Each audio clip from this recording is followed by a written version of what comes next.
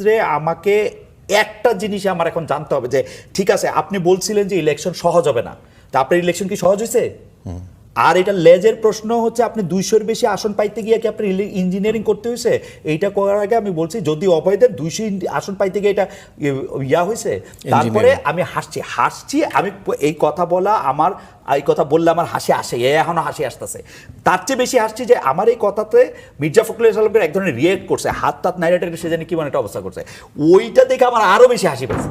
আচ্ছা, তো এইটার নাম কি নতজানু হওয়া? আপনি যে কোশ্চেনটা করলেন, আপনি কোশ্চেনটা আবার পড়েন তো দেখি।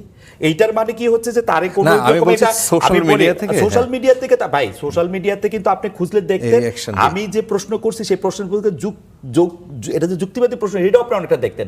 আপনি যে সোশ্যাল মিডিয়া থেকে এটা পিক করছেন কারণ হচ্ছে যে আপনি বুঝছেন যে এইটা আমারে কইলে আমি এখন এটার মধ্যে আপনি এটার মধ্যে থেকে ওইটা আপনি পিক করছেন, এটা আপনার চয়েস, তাই না?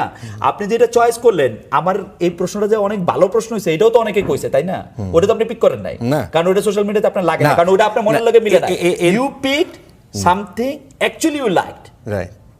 Isn't it? যে এইটা আপনি দোষ নাই, আমি আপনার দোষ দিতেছি না, আপনি ভালো কামই করছেন।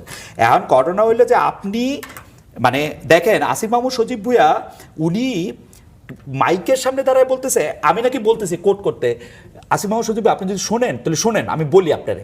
আপনি যে আমারে বললেন যে একজন সাংবাদিক ক্ষমতায় আসার আগে ওনাকে বলেছেন যদি অভয় দেন তো বলি, অভয় না দিলে বলবো না। আপনি দেখান তো এটা আমি কোথায় বলছি? আমি এক লাইনে বলছি যদি অভয় দেন তাইলে আপনারা জানতে চাই যে 200 আসনের বেশি পাইতে গিয়া আপনার কি ইলেকশন ইঞ্জিনিয়ারিং করতে হইলো? আমি